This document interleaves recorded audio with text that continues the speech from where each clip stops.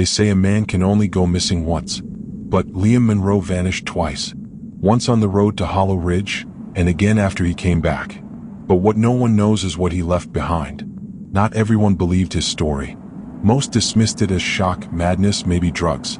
But there were a few, just a few, who listened. This is what happened after the road let Liam go. If it ever did. The Monroe case was handed to Detective Aria Locke. The kind of cop who didn't believe in coincidence, and definitely didn't believe in ghosts. She believed in motive, in evidence. She believed in people doing terrible things for selfish reasons. Monsters with money. People with clean shoes and bloody secrets.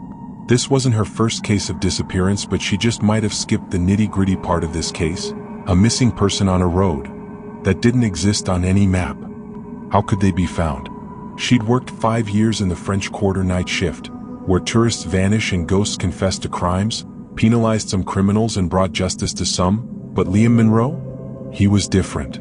Aria got in her office the next morning. She was met with the Monroe fill.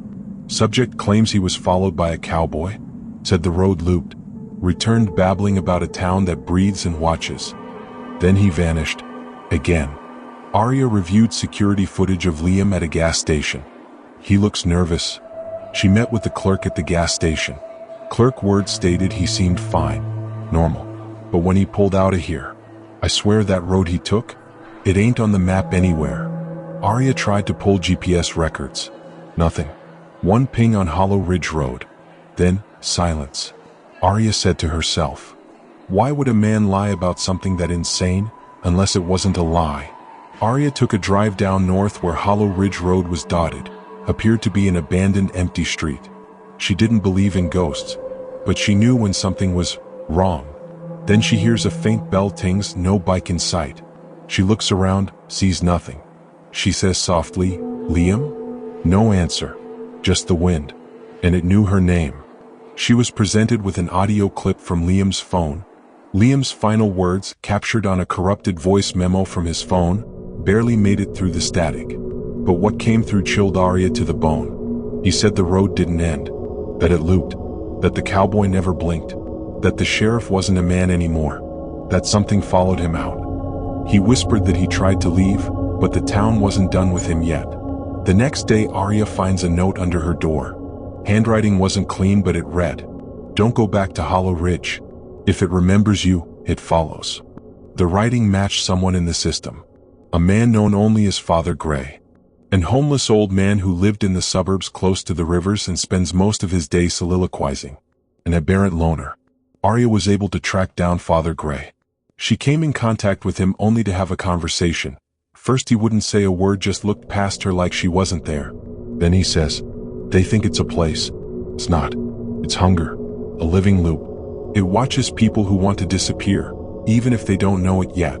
What happened to Liam? Aria asked, bittered. He tried to outrun it. But you can't outrun a road that rides with you. Days later CCTV shows a disheveled man walking barefoot through Canal Street. It looks like Liam. But something was off. He didn't limp. He wasn't cold. He walked like he belonged to something else. Something extraordinary. Aria kept investigating. She was curious. She wasn't going to let go. She was that kind of officer. She asked for old file cases of Hollow Ridge Road. A lot were discarded, but she found one. A case file of a missing person on Hollow Ridge Road from 1989. A man vanished. As she flips through the file, nothing seemed to add up. Only that the responding sheriff badge number of the 1989 case matched that of today. But he died in 1993. She called the number on the report. It rang twice, no answer. The third time a man had answered, saying, Detective Locke, you've seen it now, haven't you? Days later, a package was left on Aria's doorstep. Inside, a map, a key, a Polaroid. On the back of the photo, Liam standing with the cowboy. It read, you don't find the town. It finds you. Welcome back. She wasn't investigating anymore. She was being invited. Aria returned to Hollow Ridge Road. She drives slowly looking for tracks, footprints, trails. The air inside Aria's car thickened like ice in winter. Her breath came out in sharp, panicked bursts, fogging up the windshield. She stared at the figure standing in the middle of Hollow Ridge Road. It looked like Liam, yet it was undeniably something else. Its eyes reflected no humanity, only an endless void, deep and black like the darkest wells. "Liam," she whispered, her voice brittle with uncertainty. The figure pointed silently to the passenger seat beside her. Aria glanced quickly, her heart stopping mid-beat. In the seat, impossibly, sat the cowboy Liam had described, hat tipped low, shadow covering his eyes, mouth twisted into a knowing smile. "Welcome back," the cowboy drawled. His voice resonated with something ancient, an echo of a memory Aria didn't know she possessed. Her hand instinctively moved towards her weapon, but when she looked again, the cowboy was gone. The seat was empty, save for a single dried leaf and an old key, rusted and heavy, identical to the one from the mysterious package. Panicking, Aria jumped out of her vehicle, weapon drawn.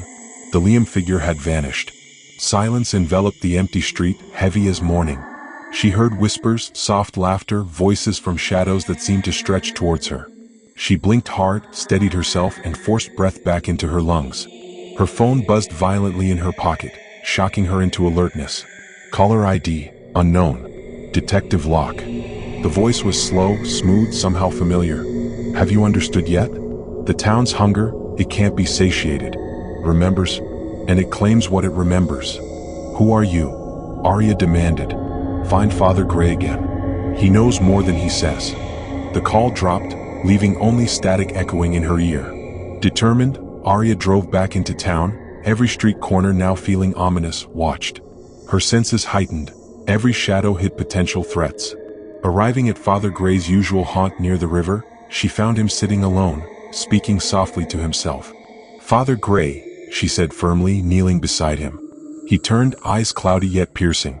"It told you to find me, didn't it? Who's behind this? What's happening at Hollow Ridge?"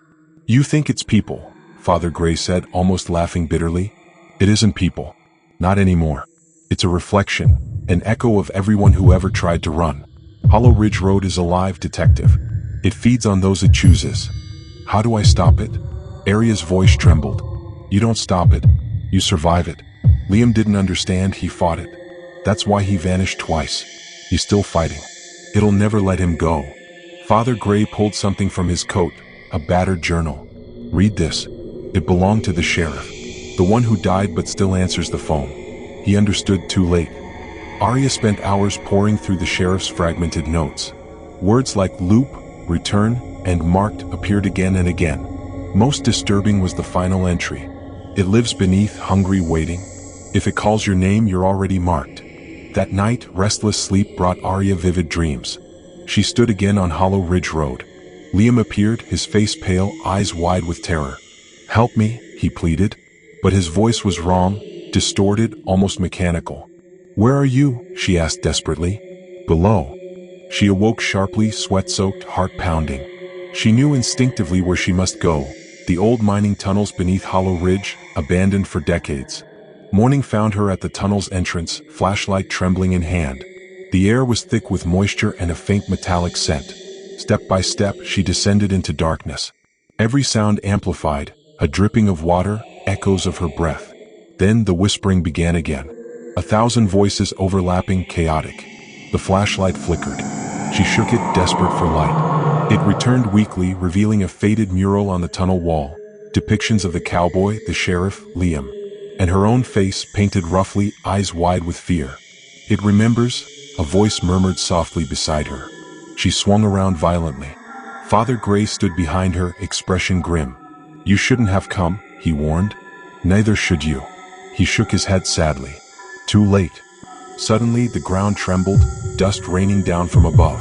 The whispering intensified, becoming screams of agony. Father Gray's eyes widened in terror.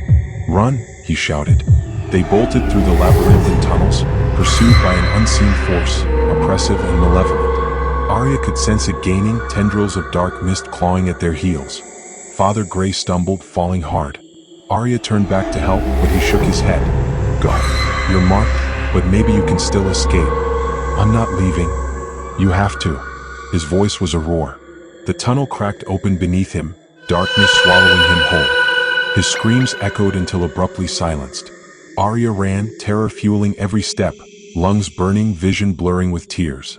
She burst from the tunnels into the bleak daylight, collapsing on the cold ground. Gasping for breath, she felt something cold pressed into her palm, the old key.